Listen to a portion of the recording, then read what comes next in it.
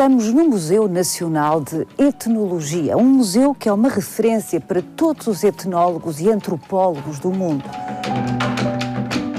O Museu de Arte Africana de Nova Iorque fez uma exposição exclusivamente com peças daqui. E, contudo, algumas das mais valiosas coleções do Museu Nacional de Etnologia têm menos de 50 anos. Como é que objetos tradicionais, recolhidos há tão pouco tempo, podem valer tanto? Eis um dado surpreendente que vai querer compreender. Venha connosco nesta visita guiada.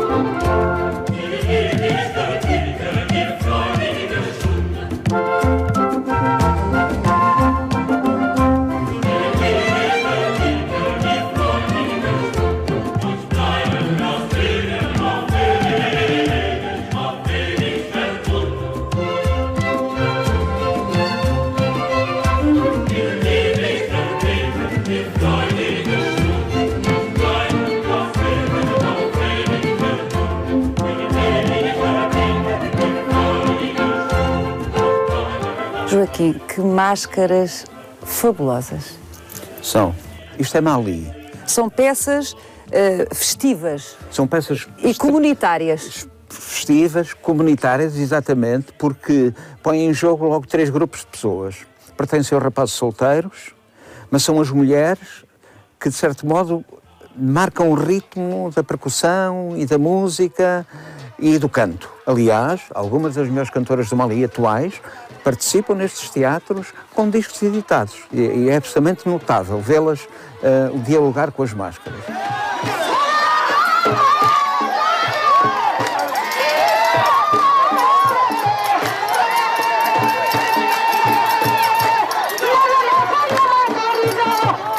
Depois, os ferreiros que as fazem, que têm o saber encomendado pelo rapaz, etc. A cada rapaz encomenda a sua? Não. As comunidades, os grupos de rapazes solteiros de uma aldeia. Ora, o que é particularmente interessante é que esta introdução da cor, que em geral nós não vemos nas peças dos grandes museus, com a patine das madeiras antigas, etc., dá essa dimensão comunicativa, festiva, lúdica, muito vistosa, e por outro lado lembra-nos que também essas máscaras com muita patine, de cor de madeira negra, já tiveram cor, muitas delas. Portanto, essa ideia de que há ali uma ancestralidade misteriosa, de repente torna-se próxima de nós nestes teatros, onde pode aparecer a representação de um chefe de Estado, de um ministro, de um médico, como aqui temos o carteiro ou o ocidental que aparece... E que é integrado nas máscaras. Bom, então... tem esse lado vivido do dia-a-dia, da crítica social, do divertimento e também das figuras ancestrais que também aqui nestes teatros se mostram. Por exemplo, os antílopes, esse senhor da floresta, ou os animais aquáticos que temos também aqui nesta sala, como no crocodilo, o hipopótamo, os peixes, etc. Ou seja, há essa espécie de mescla de humanos e de criaturas que aparecem pelas terras e que entram nos contos, nas histórias e em todos os mistérios, digamos, que comentam o dia-a-dia. E é essa vivacidade deste teatro que, de repente, este conjunto fantástico de máscaras mostra, evoca, traz junto de nós e lembra-nos uma situação perturbadora, exatamente, nos anos recentes que o Mali vive, porque todos os radicalismos islamistas podem acabar com esta forma de teatro.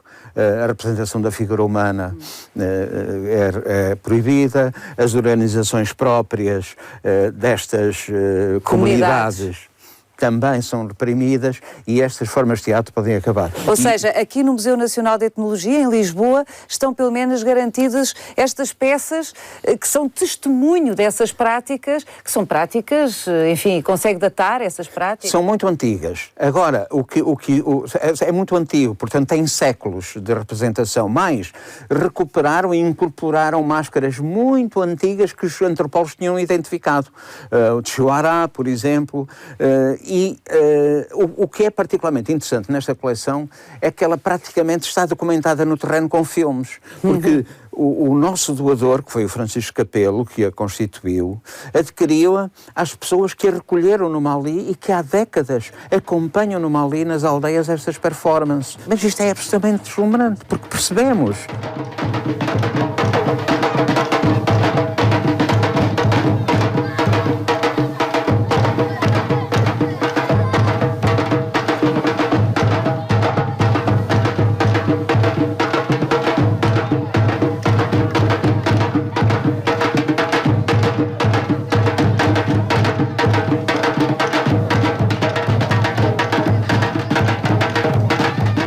Às vezes há uma perplexidade com este dado. Como é que peças que podem ter sido recolhidas o ano passado, objetos tradicionais, fundamental, da cultura popular tradicional, que podem ter sido recolhidos no terreno o ano passado, podem valer tanto? Essa questão é importantíssima. É como é que nestas sociedades tradicionais, estamos neste caso a falar da África, podemos estar a falar de Portugal ou de outra qualquer, um objeto tão recente, que pode ter 5 anos, 6 anos, 10 anos, feito agora, pode vir a estar ao lado de um objeto que pode ter 100 anos, dessa mesma sociedade ou de outra, num museu com o mesmo estatuto de importância, de relevo e de valor. E de valor. Bom, aqui é porque os objetos procuram traduzir essa densidade das culturas, a humanidade. Tem de ter essa autenticidade vibrante da sua utilização. Dizem os galeristas ou colecionadores que depois põem os seus museus também em venda, tem de ter sido dançado. Uma máscara tem de ter sido dançada. Ou seja, tem de ter estado no corpo de alguém, tem de ter existido como entidade. Porque uma máscara não é uma coisa que disfarça, é uma coisa que transfigura, que institui uma outra entidade. E, portanto, é essa entidade para existir, não é só a saída das mãos de quem a faz, materialmente, com a faca, com o enxó. Não, ela só existe quando se produz socialmente num espaço em que é reconhecida, não é?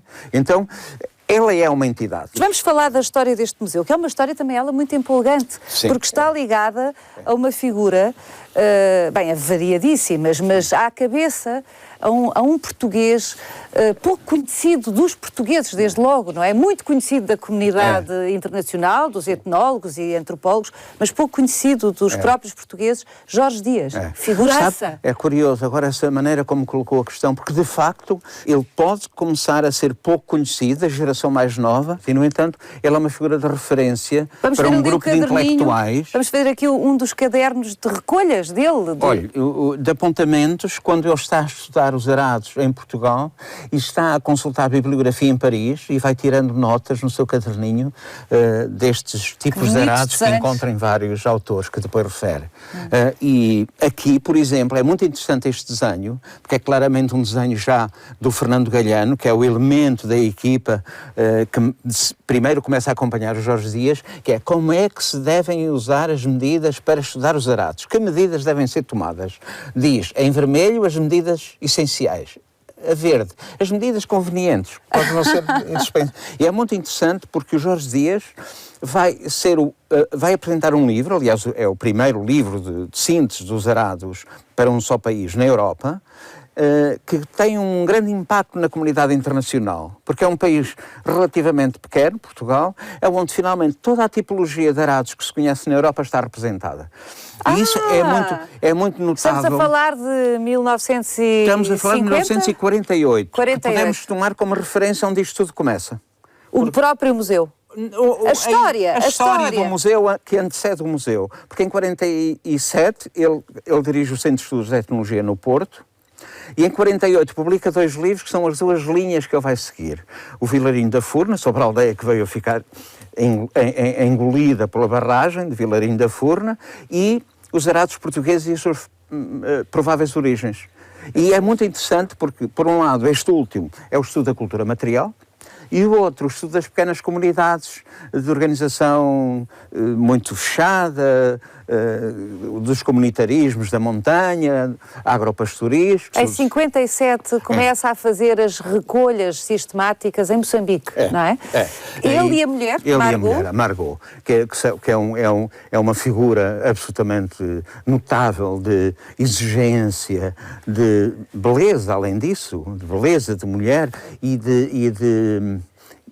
de critério. Rigor, não é? De rigor. É uma pessoa com quem eu pude trabalhar alemã? até praticamente ao fim da vida. A Margot é alemã, não é? A Margot é alemã. O Jorge Dias nasce em 1907, ela em 1908. O Jorge Dias morre muito novo, em 73. Já não viu este museu abrir? Já não vi. É a única pessoa de toda a equipa que eu não conheci. E Margot não, trabalhei com ela até bastante tarde. Por exemplo, aqui é o início dessas pesquisas de África.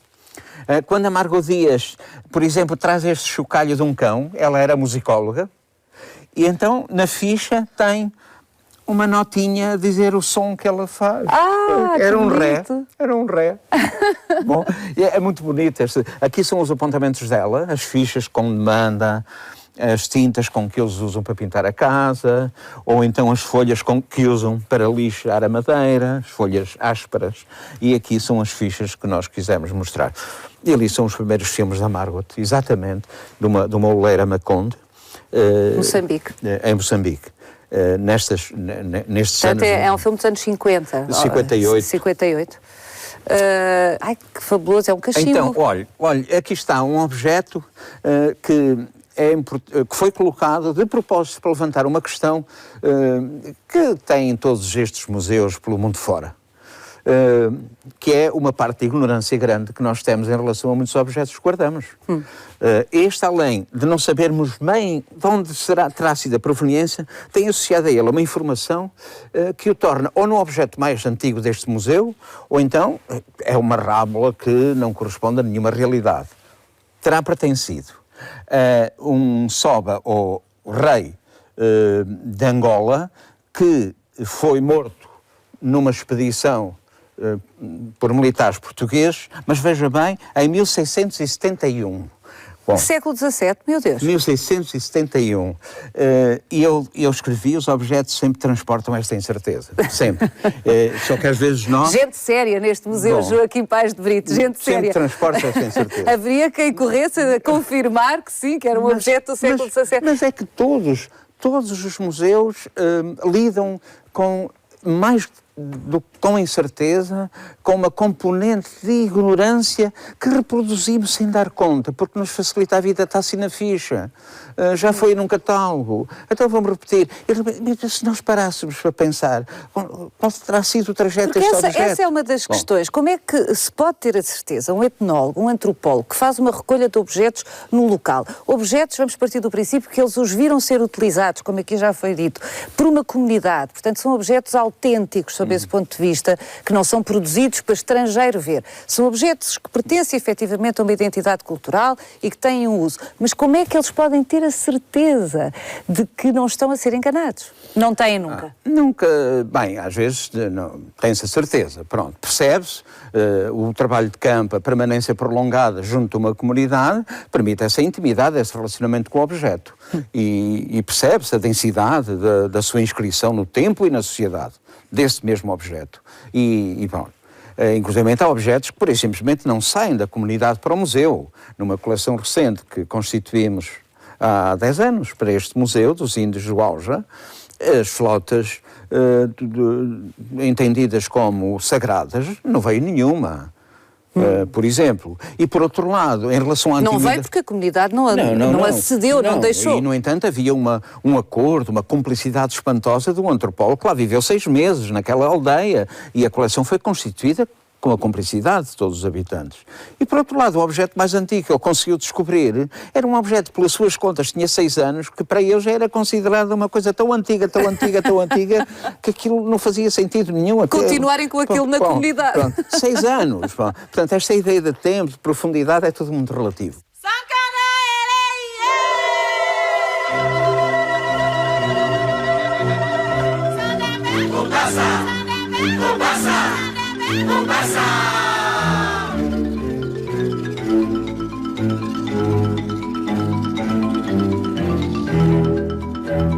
É com estes objetos e o conjunto dos objetos que estão associados a estas roldanas de tiares do Ghana, da Costa do Marfim, que esta equipa, em 1962, se quedou absolutamente estupefacta com a expressão plástica africana. Eles viram esta exposição na Sociedade de Belas Artes do Porto, tinham sido trazidos pelo Vítor Bandeira, e começa aí o seu namoro, a sua paixão, o seu enamoramento pela arte africana, e que leva o Dr. Ernesto Veiga de Oliveira a escrever textos nos primeiros catálogos de arte africana, o Benjamin Pereira a tornar-se muito arguto, com muita acuidade na análise desses objetos de arte africana, e que depois nós trouxemos aqui desde o pequenino apito de caça, chokwe, a figuras que são elas todas, neste caso, mágico-protetoras, os relicários, os símbolos de proteção, neste caso um amuleto de caça, etc., para contar a história de algo que nestes museus de etnologia mais está presente. Eu diria que são duas coisas que estão presentes. São os instrumentos musicais e são as figuras mágico-religiosas, além das máscaras. São as mais apetecidas peças em museus de etnologia, é isso? É. Depois mostramos também objetos que, em geral, estão nas caves mais sombrias, esquecidas das reservas. Aqui ou noutro museu, em geral, destas de etnologia. São objetos feitos para branco, representando o branco, objetos que não se sabem o que é, se calhar, de uma feira de habilidade na execução. Mas com origem africana? Isto foi feito em África? Isto é tudo da África, estava na Agência Geral do Ultramar, vieram depois para aqui, para as coleções do museu, a palmatória, que espero que não tenha servido. Neste caso, espero que não tenha servido. Espero. Aqui esta figurinha já, para quem procurava coisas para trazer, mas veja a beleza, a serenidade e a beleza desta maternidade, não é? Apesar de ser claramente já uma maternidade para uso de quem passa por África para trazer uma recordação, seja um militar, seja outro qualquer, não é? E aqui as figuras da representação do branco, os soldados, ou, por exemplo... Esta é a minha favorita, esta é deliciosa. E sabe qual é, para mim, no meu entender, a outra importância desta peça? É que é uma peça claramente feita do caçador, do seu cão, para que vão à caça, para uso do branco trazer, do colono trazer, enfim, de quem lá está a trazer, de recordação, e é feita pelos mais importantes escultores de Angola, o Chokwe. É um grupo de escultores fantástico, das peças mais valiosas da produção estética, no caso de Angola, são os Chokwe que também fazem estas coisinhas para eles. Isto faço rápido. Isto faço rápido. Os brancos vão achar graça a isto. E esta adaptação aos interesses, aos gostos das pessoas, ao mercado, que é antiquíssimo em África, muito mais do que se passou durante muito tempo. Ela ocorre a partir de ocorre ao longo do século XIX. E já há casos anteriores, mas ao longo do século XIX eles já estão a produzir para os barcos que passam.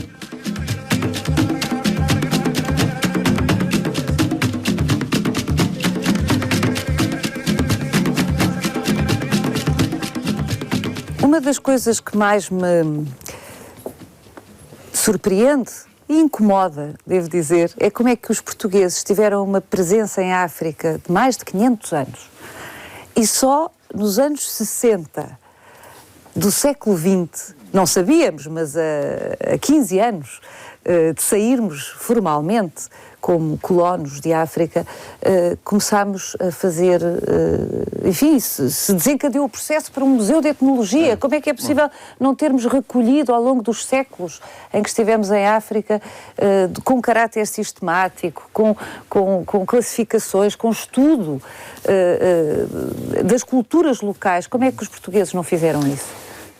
O Alfredo Margaride tem um texto sobre essa particularidade de uma certa forma de ignorância, que eu talvez possa ler de duas maneiras.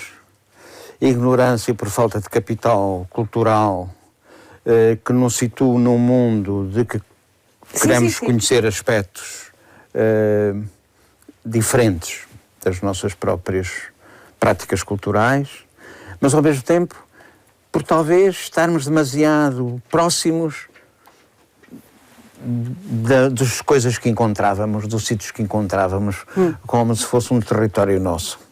E, portanto, não havia que ter pressa. Havia uma excessiva intimidade, talvez, com... Mas há, sobretudo... Com o objeto que devia ser o objeto de estudo, ou o objeto de curiosidade. Havia uma excessiva proximidade. Uma excessiva proximidade e uma recusa. Porque da parte dos missionários há claramente uma recusa. Há descrições da queima dos manipansos, que são as culturas, que são...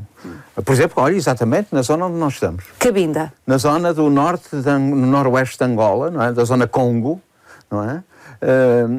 Onde há descrições de ídolos, de estatuetas, de figuras que hoje se encontram em qualquer museu a ser queimadas. Estas tampas de panela são, ao que aprendi com o Joaquim, uma raridade absoluta.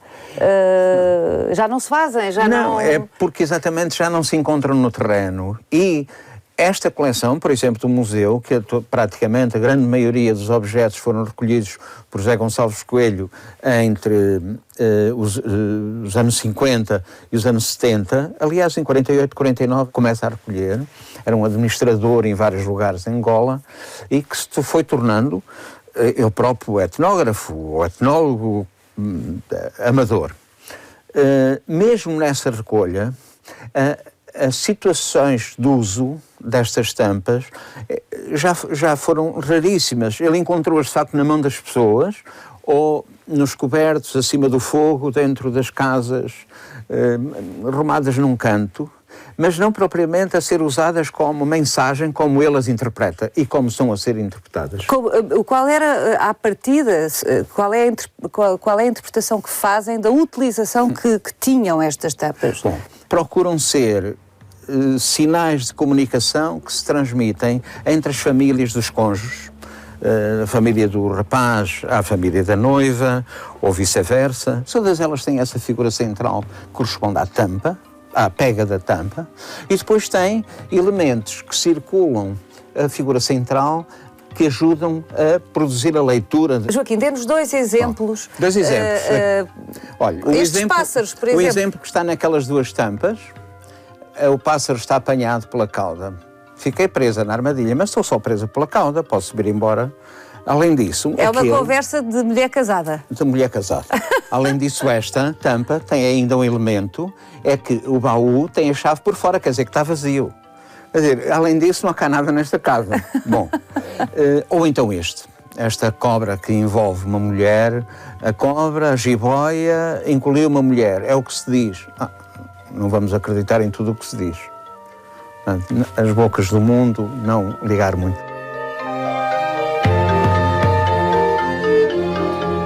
Muitas vezes a representação dos símbolos, e aqui nós pusemos na exposição, são os símbolos dos chefes. A sineta dupla, a trompa, o bastão que se põe na tipóia quando lá vai o chefe, ou estes tambores, o tambor de dança e o grande tam-tam da comunicação à distância, que é um atributo do chefe e que está representado numa série de tampas, naquele conjunto de tampas, que são muito bonitas. E vale a pena... Este tambor foi usado até recentemente, enfim, até à Guerra Civil, provavelmente. Este tambor, em Cabinda, não é? Estamos em Cabinda. Permite comunicar a distâncias grandes, uma dezena de quilómetros, depende da temperatura, da umidade do ar, portanto, as condições atmosféricas, foi usado, como comunicação em todas as situações de emergência e, portanto, na guerra também foi usado. Bom, as histórias são mais que muitas. Vamos agora ver ainda umas bonecas em Angola, de Angola, fantástico. São lindíssimas.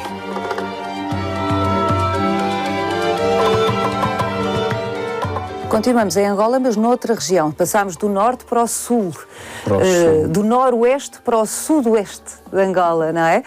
E estes penteados são fantásticos e as bonecas reproduzem-nos, não é?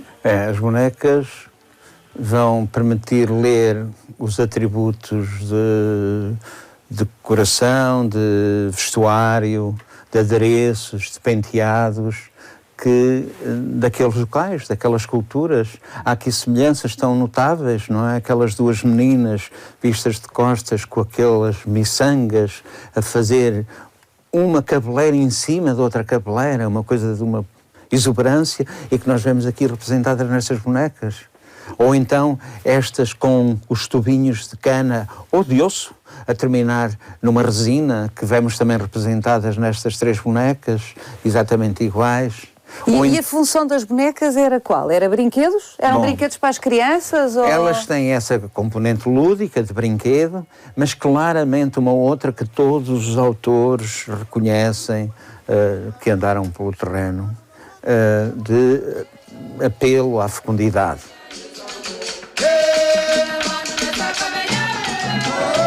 Costumamos dissociar artesanato e autoria, cultura tradicional, seja em África, seja em Portugal, seja em França, cultura tradicional não tem assinatura. E há aqui um caso, enfim, haveria muitos neste museu que é interminável, mas há um caso, que é o caso do Franklin, que eu acho que era perfeito para terminarmos esta visita guiada, que é exuberante.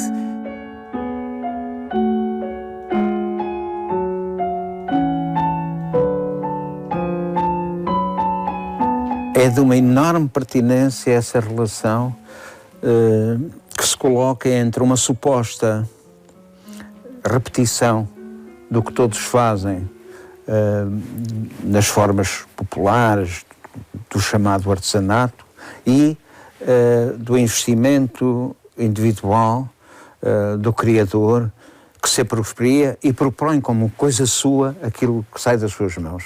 É essa percepção de que há alguém que está a sonhar aquela forma que está a executar, que está a colocar algo de seu, que vai para além daquilo que são modelos que também vivem à sua volta e que ele também retoma como da sua cultura. É essa percepção que permite identificar um criador. E foi o que aconteceu com o Ernesto de Sousa quando descobre um homem que, sendo de uma família de canteiros, que trabalhavam a pedra, que reproduziam formas que outros também trabalharam e que provavelmente, e foi assim que o Ernesto viu, o remetia quase à tradição do românico dos nossos tempos, dos gárgulas que deitam água nos telhados das igrejas, etc.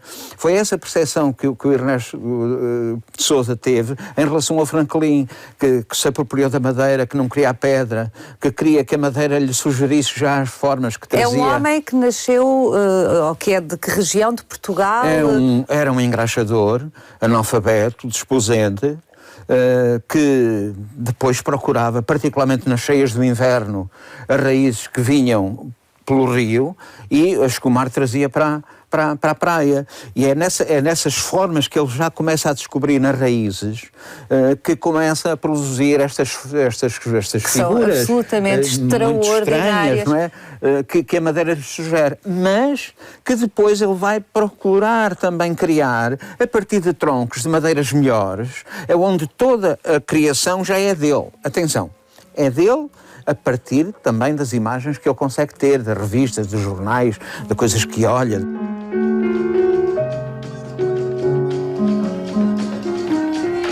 Há objetos da África que nos levantam a questão, mas quem é este homem que conseguiu esta limpidez de forma, esta gramática, esta intuição, esta proposta? E isso perdeu-se na altura, não se registou, não se ouviu, não nos aproximamos dele. Bom, vemos-lo nas tampas das panelas, há tampas rudes, E há tampas de uma execução tão primorosa que nos apetece conhecer o homem que tinha aquelas mãos, não é? E que elaborava assim a tampa.